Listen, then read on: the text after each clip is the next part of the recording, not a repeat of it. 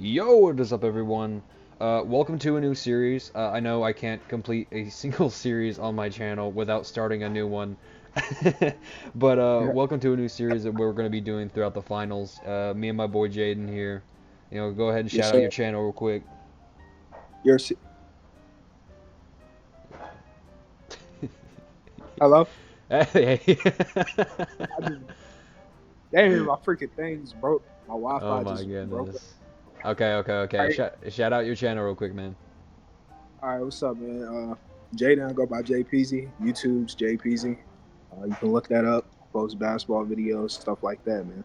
So we have this new series going on. It's going to be throughout the entirety of the NBA Finals, and me and him actually have had a bet going on. And this is since last year type of thing. So this is going to be like a yearly tradition of ours, where we're going to go through each year. We pick out teams that we believe are going to win the championship.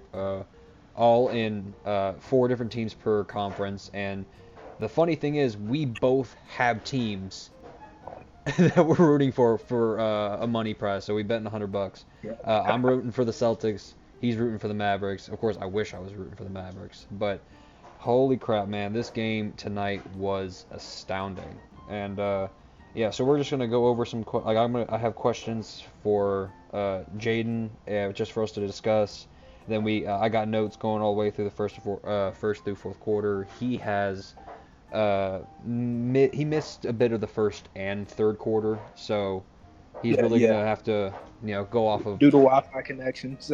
Yeah. So, what were your thoughts? Yeah, what were your thoughts coming into this game one? Mavericks versus Celtics.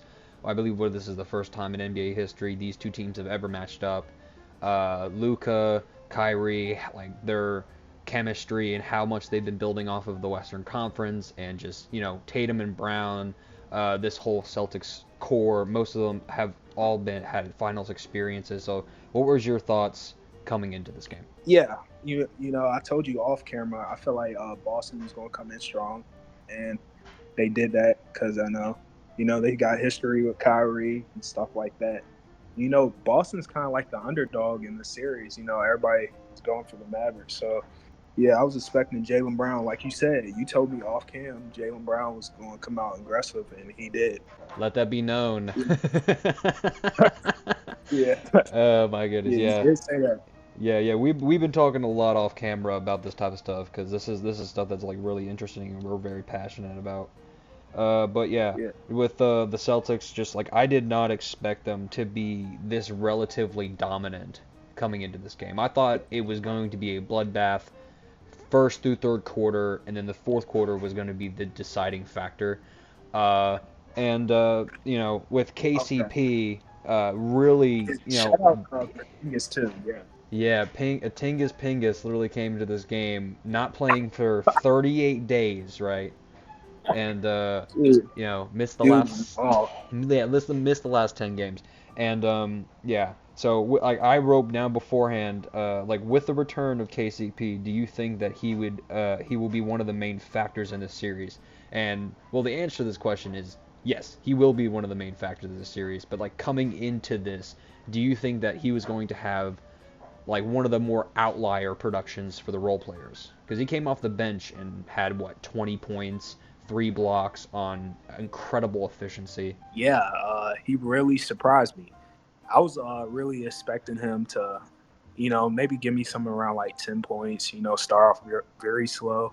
You know, he usually chunks up a bunch of logo threes. I don't know why, but he really surprised me. He came out there with aggression. He hit, I missed the first quarter, so I can't really say anything, but yeah, he surprised me for sure.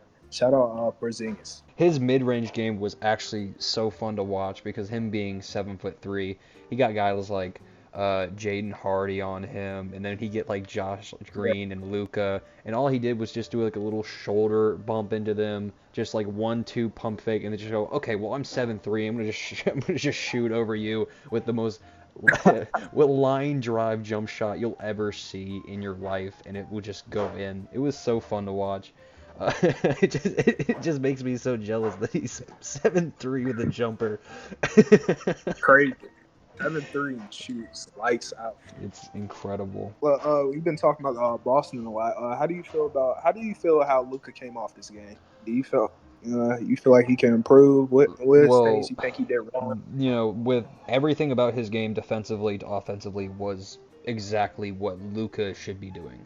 I mean, the guy had 30 tonight, played incredible defense. He had 2 or 3 steals. Didn't really allow anybody to bully him on the defensive side of the ball either. And when it came into this game, I believe the Celtics' game plan was to make sure that Luka did not play make, and he didn't. The guy had what? Let me go over to the game. Luka had 1 assist. He had one Wow. assist. And he had Yeah, let me 30 check. points, 10 rebounds, and the guy had literally 1 assist. And That's crazy. his co-star Kyrie, 12 points. And They did a great job in Kyrie. They did. I mean, it was an efficient. Don't get me wrong. It was an efficient 12 points. But Kyrie was still getting space. He was still doing his thing. It's just that they kind of stutter stepped help a lot in this game. And with Luka, there's literally no stopping him throughout the entirety of this game, hitting tough shot after tough shot, willing this team back from a 20-point deficit.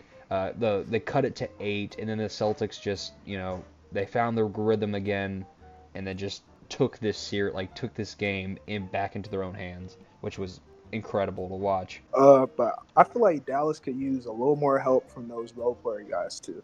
Mm-hmm. I mean, P.J. Washington, he did his thing tonight, but Derrick Jones Jr., 5 points, man, come on.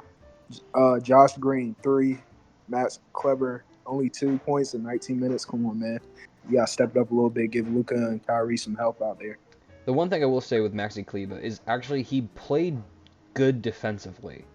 When he was playing in the pick and roll, he played good defensively. And I have to shout out Dereck Lively. When Dereck Lively was guarding Jason Tatum, I don't even think Tatum scored. Sure, he probably got a couple assists, but Lively was doing his job to make sure Tatum was uncomfortable on the offensive end. And he also made Tatum force turnovers, and he made Tatum look stupid. And like Jason Kidd did an amazing job with their game plan of making sure that they were switching on Tatum and Lively. I questioned this when I first saw it. I'm like, why is Dereck Lively guarding Jason Tatum? And I stopped questioning it after the first possession because I'm like, oh my goodness, I didn't realize how lateral this kid is with his movement. He is nimble, and he has the potential to be a great disruptor in the passing lanes. And if he puts on a little bit more size, he could be a great disruptor in the paint throughout the rest of his career. Shout out Dereck Lively, man. Yeah, shout out Dereck Lively. He did his thing, man. He's 19 too, man. Yeah, he's this rookie year, and he's really showing out what he can do in his role. And after watching this game, who do you believe will be the outlier in this series? I know this is only game 1, so very, very, very small sample size. So, who do you think, even if they had a bad game today, who do you think will be the outlier in this series? Are you trying to say kind of like the unsung hero? So. Yeah. Who do you think will be kind of just, in the background, helping out as much as they can, and they're just, not necessarily going to get the recognition they've been getting, but they're just going to step it up in this final series and really establish themselves, kind of like how Gabe Vincent did in the finals against the Nuggets, or like Max Strus. Those guys really weren't getting their names up there. Of course, Gabe Vincent, when he went to the Lakers, did absolutely terrible, but Max Strus, he was doing his things with the Cavs. So who do you think will be kind of the Robin to the second Robin in a sense in this series? For both teams, or just? You can do both teams. You can go, who do you think is going to be the best outlier in this series? Tough off of game 1. Mm-hmm. For the Mavericks, I feel like P.J. Washington. He's really gonna do the dirty work for him. I feel like he played pretty decent tonight. He scored 14, 8 rebounds, 1 assist. I feel like throughout the series, he's going to help Dallas out a lot. So I can see that he's really gonna help Kyrie and Luka out on the defensive end. You know, he can guard Jalen and Jason Tatum. So I can see that him really being a big help for them throughout the series. Yeah, I agree. Actually, coming into this game, I thought PJ Washington, I did tell you this off camera, that PJ Washington was going to be nullified and was going to have no impact at all throughout this first Oh game yeah, and throughout the yeah. series. I thought this man was going to get Remind stopped that. offensively, and I thought he was just, not really going to be aware of the moment and, defensively be lackluster. But I was proven extremely wrong. For what the Mavericks did tonight, he was, he was a bright spot for I feel like game two. Derrick, yeah, for sure. I feel like Derrick Jones Jr. He can really help him too because he's long, athletic, and he can guard 5'2", 5. You know, Yeah, so I yeah, feel yeah. like I feel like he could really be the unsung hero for the Mavericks, but he probably won't get that much credit. You know. Yeah, I agree.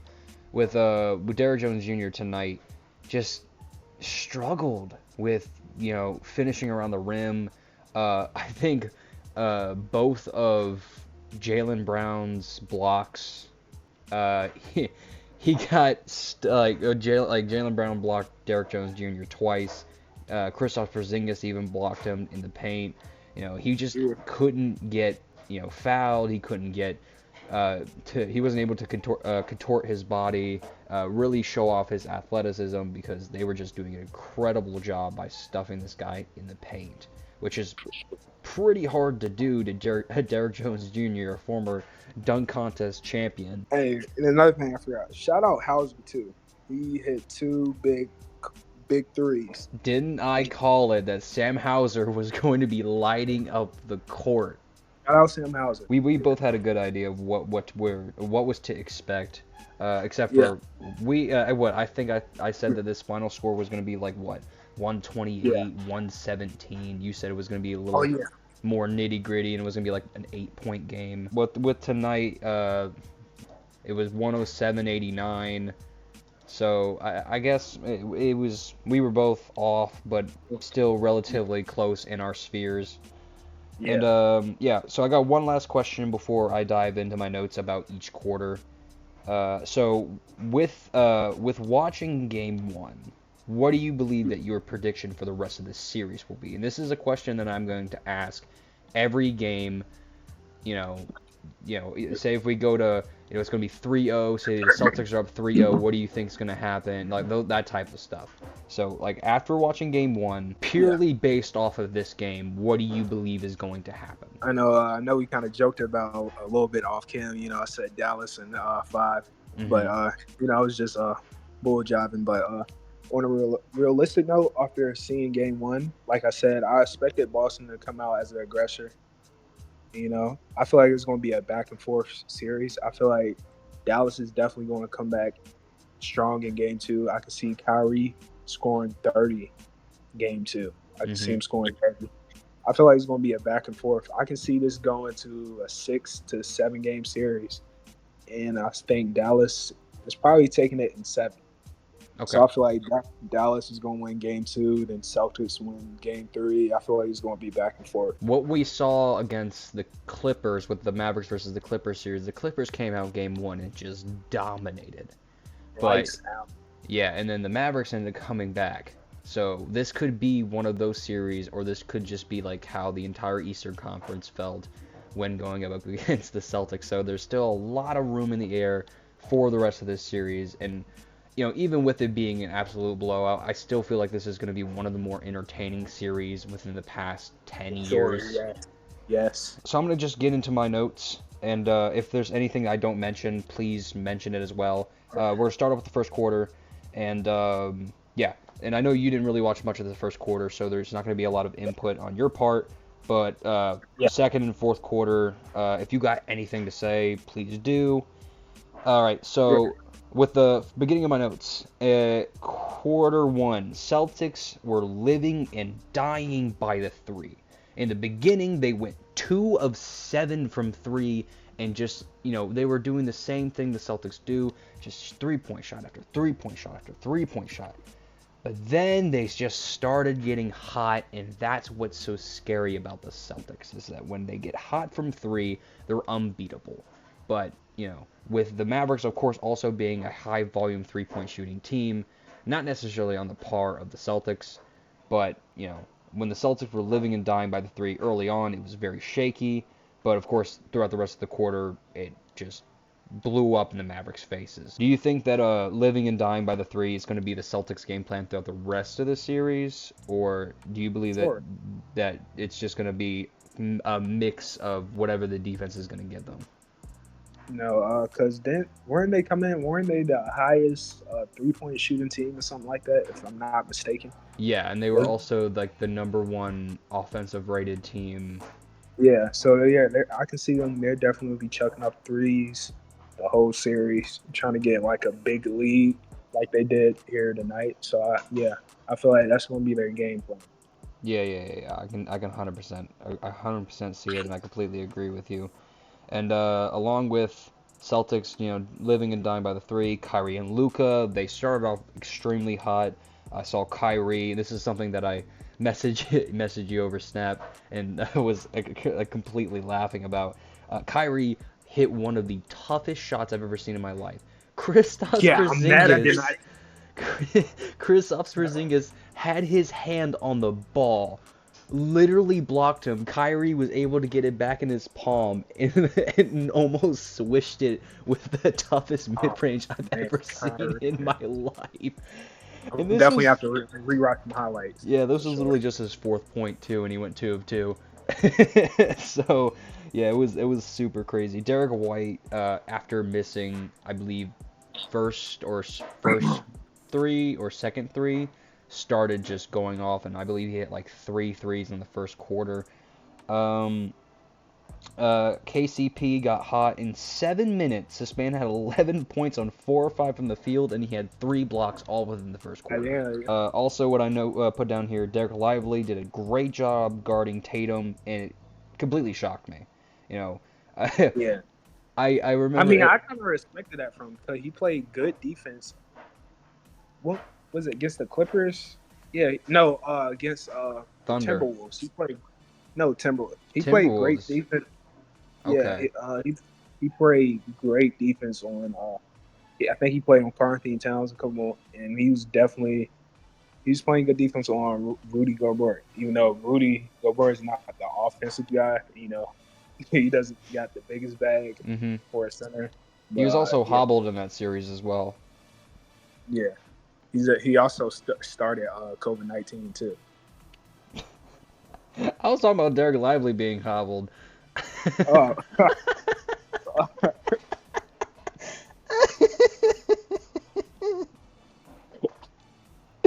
Oh my goodness. I mean, you're not wrong. Oh my gosh. Okay. So also with Tatum, the one thing that I really wanted to see from Jason Tatum was him getting hot early, because I know everyone else on the Celtics can get hot whenever they want, but Tatum is one of those superstars who, if he doesn't get hot in the beginning and he gets hot later, it's not going to be the best, because he's never been a clutch superstar. He's one of the worst, if not the worst, in the clutch superstars we've ever seen. And we've watched guys like James Harden, Russell Westbrook, guys who won MVPs and in the clutch just fall apart, like Joel Embiid. This is James Harden in the clutch for the Celtics, is Jason Tatum. Yeah, but Jason Tatum, he surprised me. He played really good. I know he's gonna have something good waiting for him at home. What do you mean by that? You know what I mean, man. Come on now. Come on, man. I'm pretty sure that who's ever out there listening, they know what I mean. Oh my goodness, Deuce is. What is it? What's the kid's name? Deuce. Yeah, Deuce. He has a kid. He's gonna have a little brother or sisters. What you saying? Speaking of that, I heard Tatum. this is off topic a little bit. I heard he's dating like a R&B singer or something now, and supposedly she's pregnant, but she's hiding or something. It's like, yeah, it's a Oh, rumor. Yeah, well, I was unaware of this drama. Well, I'll just wait for it to hit headlines then. yeah. Oh my gosh. Okay, let's see what else I have in here. Yeah, just Jason Tatum just not taking the initiative offensively when it comes to scoring, playmaking, and just trying to get his teammates involved. It worked out this time, but when the Mavericks are able to match the Celtics firepower for firepower, which I do see happening, um, Tatum, I need to see him get comfortable in the first half because it's scary when, of course, when they have the entirety of the Celtics, hitting their shots, playing great defense. But what happens when they're not doing their thing, and you're going to need to rely on that clutch superstar in order to win you a game? Tatum isn't one of those guys, so I wanted to see Yeah, him come into this game red hot, cool. aggressive, and Another player, wanted to just be a flamethrower. another guy that I feel like can be like a, you know, unsung hero is Josh Green. Even though he scored 3 points tonight, and his 3 points were in the first quarter in 20 minutes. That's crazy. Hmm. But I feel like he can definitely help the Mavericks overcome the Celtics in the series. Yeah, I could definitely see that happening. He's just got to get more touches, and they did a great job at playing the perimeter this game, and for both teams, they really did a good job playing the perimeter, and the Celtics hit a lot of tough threes. But Uh, yeah, and then also I also noted down here that Sam Hauser was actually playing really good defense on Luka and Kyrie, for which was sure. which was Shout kind of out Sam Hauser. yeah, which was kind of funny because I'm like they're letting this white guy who's like Joe Ingles 2.0 but a better defender. He kind of looks like Gordon Hayward a little bit though. He does. He has like a mixed bag between Gordon Hayward and like Joe Ingles. It's actually kind of funny. And For yeah, and sure. then the Celtics ended going on a 23-5 run, which was fun to watch for a guy who's rooting for the Celtics to win. Yeah, and the Celtics ended up uh, closing out the first quarter 37 to the Mavericks having 20, so they were up 17 uh, in the first quarter. So yeah, they had a large margin to start with. They had a guy coming off the bench who was just on fire, and of course, having Derek White also was also hot, along with KCP, and the defense they were playing on the perimeter and just trying to be making Kyrie, making Luka struggle low, which I thought was a great idea. They made them like go extremely low to the ground and try to catch themselves and then have to shift their bodies into taking even tougher shots than they're normally used to taking. That was the first quarter. Anything else? Oh, you didn't watch the first quarter, so you're gonna have a bit more Yeah. input on the second. So yeah, so I'm gonna rapid fire through these real quick, and then afterwards you can give your little piece on the second quarter. Sounds good, man. Yeah, yeah. Let's So go. Kristaps Porzingis continued being hot throughout the entirety of the second. Ended the first half with 17 points on 7 of 9 from the field. Jaylen Brown was playing incredible defense, doing great when the players would kind of shy them, put their backs towards the defender, and have their hands out, trying to make a move, either being like Luka or Kyrie. Jaylen Brown was doing a great job reaching around, poking that ball free, and then going on transition to get an easy two He's really points. giving he's really giving good D out there. He's really putting good effort in the D. Shout out Jalen Brown. And then also, I just noticed the Celtics they had way too much firepower. Like throughout the entirety of the second, everybody was doing their thing. Luka and Kyrie were the only standout players in the first half, which was kind of Wait, I'm sad. sorry to interrupt you right here. But what do you think Kyrie can do better next game to elevate his game and to free up, get him more in what's the word in rhythm with his game? Kyrie didn't go into the pick and roll. which was kind of weird. He really went off of one-on-one isolation, trying to get into the gap Yes. and just force his way either to the rack or kickouts. There wasn't a lot of pick and roll action seen from Look, Kyrie, which was kind of not from Luka disappointing. either. No, Luka in the second half was doing his thing like with the pick and roll. In the first half, Yeah. it was him kind of just doing ISO ball, but that was mainly Yeah. because they were really rushing with him. He had like what 14 points in the first half, or no, actually no, he had 17 points in the first half. So Luka was doing his thing. Kyrie, he just needs to be more aggressive and really try to isolate himself, kind of like in the Allen Iverson sense of when someone's going to give you that one-on-one opportunity. He's one of the best at shooting over people, even standing at what 6'2". You know, he's Maybe always been 6'1". yes, he's always been so great at shooting over anybody who's ever who's ever contested him, and I didn't see a lot of aggressiveness from Kyrie when it came to shooting the ball. Driving to the lanes, he was aggressive the entire game, but you know he Yeah. needed to find more gaps within the front of the defender, not to the side of the defender. Agreed. Yeah. And again, Luka having 17, and then Tatum. This is what I wrote down, and this is a thing that for Tatum's game that's like completely obvious. But the majority of Tatum's shots were long or tough sidestep 3-point shots, and he was hitting a couple of them. He was fairly efficient this game from three, which he hasn't been throughout the entirety of the playoffs. Yeah. And so seeing him rely on these tough shots is not necessarily what I would want to see from Jason Tatum. I'd much Yeah. rather see him get into that mid-range and try to back down the player, Me use too. his shoulders and really try to manipulate the defender. And from there, I can see him being a tremendous playmaker. He was making some tough passes past like Derek Lively or whoever was switching on him into the pick and roll. He was making some tough passes that are not going to work for game 2, game 3. It may work maybe one more game, but these type of passes he was doing tonight are not going to be consistent. Jaylen Brown was doing also terrible, was getting the ball out of his own hands into his teammates. He was literally wobbling the ball mid-air. He had multiple turnovers while trying to get past defenders, trying to get help from his teammates, either coming from behind him to try to get the ball, or him trying to get somebody open up in the corner.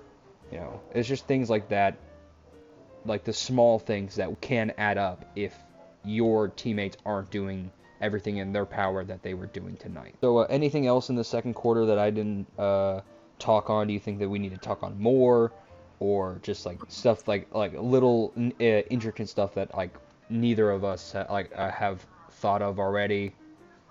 I think you pretty much got everything to me. Yeah. Okay. Just trying to make sure.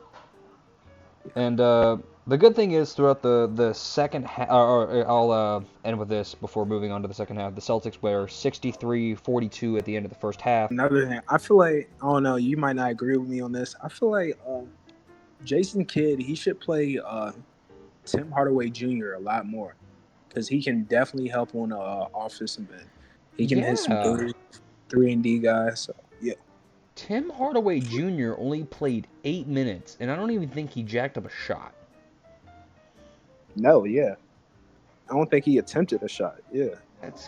That's crazy. I don't understand why Tim Hardaway Jr. has been like exiled from this offense when in the first round of the playoffs and games leading up into the playoffs, this man was on fire. Yeah, that's kind of Jason Kidd. I don't know what's going on with that. That's kind of a little, yeah, I don't know. Hold on, a little side tangent. I gotta look up Tim Hardaway Jr. contract. I want to see how many years. Where in 2021 he signed a 4-year deal for $75 million. So Okay. he is very close to the end of his contract. Yeah, I don't see him. They might be trading. They could be trading Tim Hardaway Jr. soon. That I can might see be a that. thing to be looking out for. Tim Hardaway Jr. might be on the chopping block. I can see that. I can see that for sure. Ew, that's a little scary thought. And yeah, with the end of the first half, Celtics 63, Mavericks 42. Going into the second half, what were you expecting to see more from each team going into the second half? Going to the second half. What was it? Late mid third quarter. It looked like the Dallas was making a little comeback for a second. Yeah, they did. They Yeah. ended up cutting the lead to 8. Luka was really aggressive in the second half. I feel like if Kyrie could have turned it on, they could have maybe had a chance to pull a comeback off. But Yeah, Kyrie, he just 100% agree. yeah. So that's mainly my take on it. I feel like Luka could have really got somebody, step up right behind him because Luka was cooking, but Kyrie he couldn't really get nothing. They were really doing a great job defensively. Mm-hmm. Oh, let me check these stats again. Yeah, Kyrie had 12, 2 assists, 3 rebounds, and 36 minutes of playing time, and most of his points did come from the first half. So you got to keep that in mind. Yeah, Luka definitely needed some help. If Kyrie could at least gave him 18, They maybe. would have. Nah, I wouldn't say 18. I feel like Kyrie has to be averaging at least 24 plus points per game in this series. So going into my third quarter notes, of course what we've already mentioned, the Mavericks looked like they were starting to crawl back. Luka was putting on a clinic. Luka scored 10 points in the third quarter. Crazy. He was straight lining them up. Yeah, he was shooting efficient as well. Lively ended up picking up his 5th foul in the third quarter. So Lively, despite playing really good defense, he was also fouling a lot. I mean, yeah, you got to come some slack a little bit. You know what I'm saying?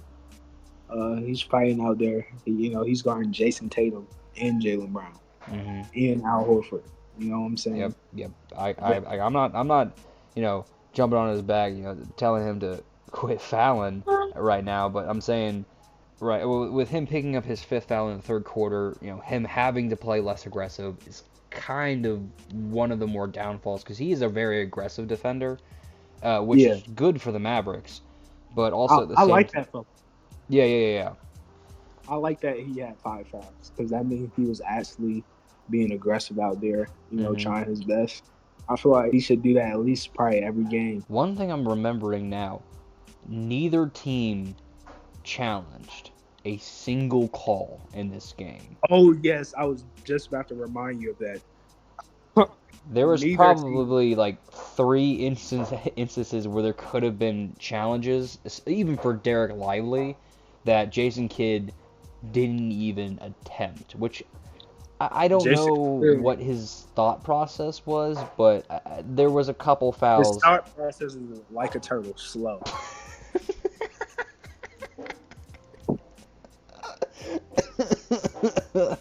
It was very slow. Oh my gosh.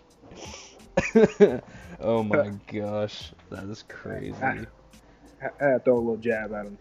And not only is his thought process like a turtle, the man literally does look like a turtle. Hold up, Jason Kidd. There we go. Look at this turtle. Oh my, who's that character from Over the Hedge? Oh, Over the Hedge. There he is. There's Jason Kidd right there. Hold on, I'll share my screen with you. Wow. I'll share my screen with you. Yeah, that's Jason Kidd. That's Jason Kidd. Oh my god. Over the Hedge. Over the Hedge guy. Oh my gosh. Yeah. So the rest of the notes I had, Tatum in the third quarter looked a lot more comfortable offensively. So, like I said multiple times, I want to see Tatum be aggressive in the first half. I don't want to see him be aggressive more or less aggressive in the second half. But that's when he became aggressive. And tonight it worked. I'm a little fearful of how it will work for Game 2, but tonight everybody was doing their thing, so Tatum didn't have to. That was like one of those type of games. I'm expecting Dallas to come back strong game 2. Expecting Okay. Kyrie at least 25, 28. Luka, I feel like Luka's going to do. I feel like Luka might score 30 probably each game. To be honest with you, Mm-hmm. I wouldn't be surprised if Luka scores 30 every game. Luka's going to have one of those like early on MJ series where he's averaging 42, 45 per game, which is a lot to ask for. That is. Damn, 42. Yeah, Jordan in the 93 finals averaged 42 a game. Shout out MJ, man. He had multiple series where he was averaging 42 and has the most points in playoff history with in a single game with 65, I believe. Oh, you'll make some people mad. You gotta throw Kobe up in there too. I forgot what he averaged. Oh, Kobe, I think one series he averaged like 38 or something like that. He had, for a season he averaged 35. Crazy. Yeah, which was crazy. That was the year he scored 81 in a game. Yeah. Absolutely insane. Since we're talking about scoring, even though James Harden is the biggest choker, that James Harden was scoring 39 points a game or something like that. 36. That 36. Was his 2018, where he didn't 60-point triple doubles. Yeah, where I don't even did he won MVP that year, didn't he? Yeah, he did. Yeah, okay. Or there was no way he wasn't winning MVP with his team having one of the best records in the league and scoring 36 a game.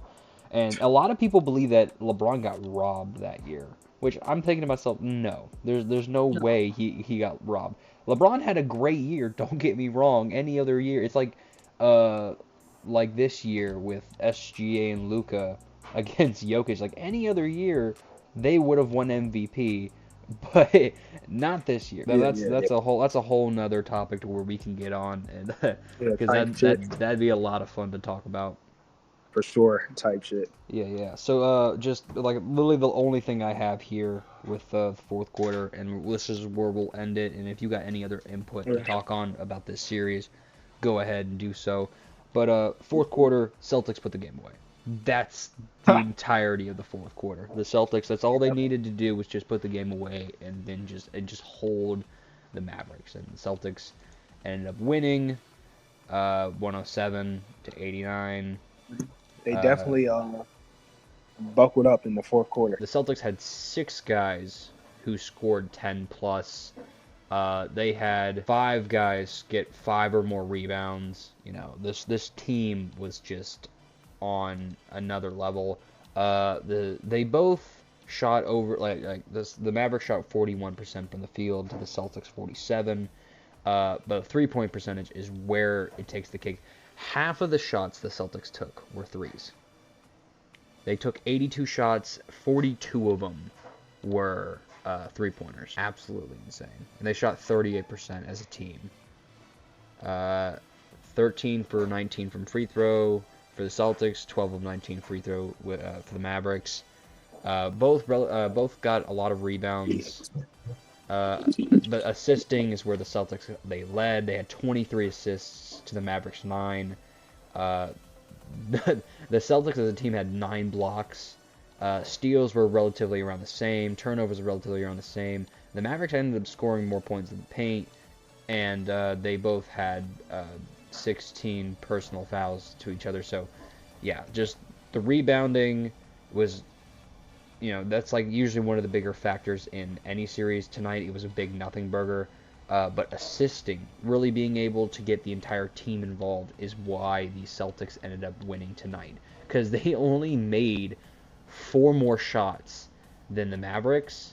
It's just that they were just knocking down their threes. That's why they were able to basically just dominate this entire game. Agreed on that. So they definitely put their foot down in the fourth quarter. Yep. Luka was trying. He was trying to will them back. It was like once they try to come back, stomped on them. So any last minute input before we signed this episode 1 off. You asked me about what I think how the series is going to go. What is your take? How do you think the series is going to go? Do you think it's going to be a back and forth? Do you think Celtics is going to completely wipe out Dallas? Do you think Dallas is going to come back strong game 2? What is your opinion on this series? Okay, so going off of this game alone and the sample size we have, Celtics look scary, and I'm at this moment gonna say Celtics in 5. Very risky. It's very risky to Wow. say that. Wow. Yeah, it's very Wow. risky. I know, and I can give my Makes me opinion feel after game you feel 2. good in the I'm feeling pretty good. I mean, Celtics in day. 5, based off of this game alone. Okay? If we're going off of what we believe is going to happen throughout every game, I'm going off of what we saw today. The Celtics look good enough in order to beat this team in You 5. said 5. I mean, hey, they could do it. It's I mean, yeah, they based off this game, yeah, they could do it. But my thing, like, I think people didn't really pay close attention to this. The Dallas almost came back in the third quarter with Kyrie barely scoring anything just by Mhm. Luka himself. So Yep. imagine if Kyrie gets the flow and the rhythm of his game, and say, Luka and Kyrie, they can go from those games where they both have 80 points together, Mhm. or so yeah. Yeah. Just be on the lookout for that. I'm telling you, game 2 is going to be different. I got Dallas taking game Yep. 2. That's going to be a high scoring game. Yep. I'm guessing the scoring game is going to be probably, I'm saying Dallas 118 to Celtics 112. Game 2. Okay. Okay. And with me, I'm not necessarily. I'm gonna say this now is I'm only doing my game like Celtics in 5 only off of what I see today. Of course, I'm gonna maybe give a different answer after game 2. This is something that's gonna fluctuate. You know, like all of my notes, all of my opinions, they could fluctuate. This is an extremely small sample size, so I think that everyone should take that into account to whoever watches this video. So make sure to understand that our opinions are extremely wide open. We're not going to be set in stone into every Yeah, single nuance and detail what we saw just yeah, today. we're not freaking professional analysts. Yeah. We just Yeah, we're yeah, not the type of guys who dive into advanced analytics and go off of that alone. we're We not are skip. We're not Shannon LeBron.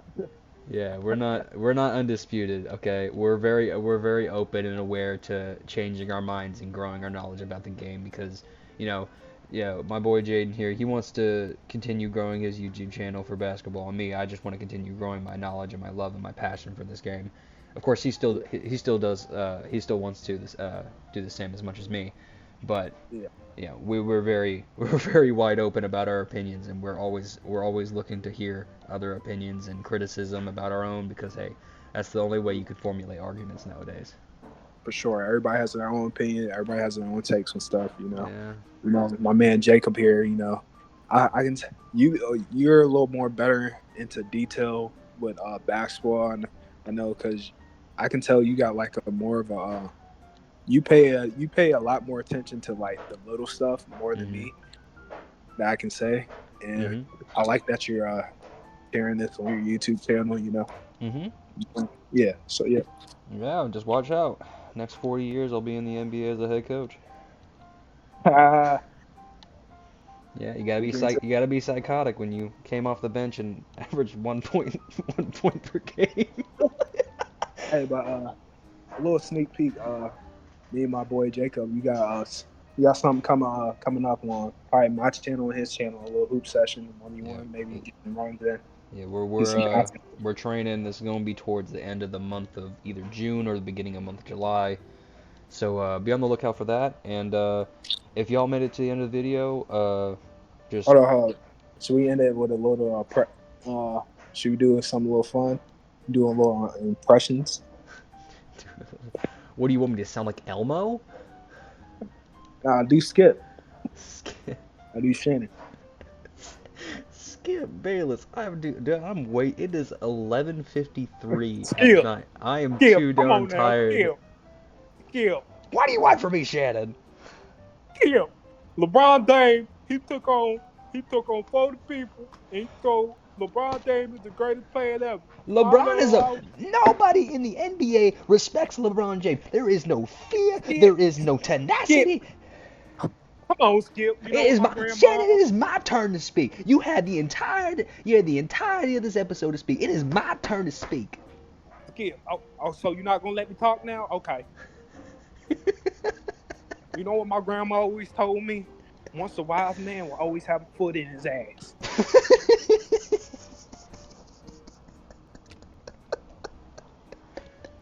Hey man, I think we can end it off. Oh my goodness. All right, y'all. Peace. This has been a fun first episode. Leave a like. Leave some comments down below if y'all want to see more of this. You're gonna get more of this no matter what. And if y'all want us to open up a podcast to where this will be live for y'all to hear, please let us know, because this will be a lot of fun to do. And yeah, just go over to my boy Jaden's channel, and I'll make sure to put that in the description. And yeah. Also note, for Game 2, Jaden will be the one kind of choreographing all the questions and stuff like that, because I will be out on Game 2. I'm not going to be able to pay attention. I'll see some things here and there, but yeah, Jaden, you're going to be the one really setting the tone, setting the flow for that. Because Episode 2, it will be coming out June 9th. Yep. Yeah, that's Sunday, ain't it? Yep, June 9th, Episode 2. So, yeah, we're recording this, like, right after the game on June 6th. So, June 7th, this will be uploaded. Yeah, just give a little timeline type of thing. Yeah. This was definitely fun. I don't know. If y'all like this, let us know if we should make this a regular thing. You know? Yeah, please do. And just have a great day. Peace.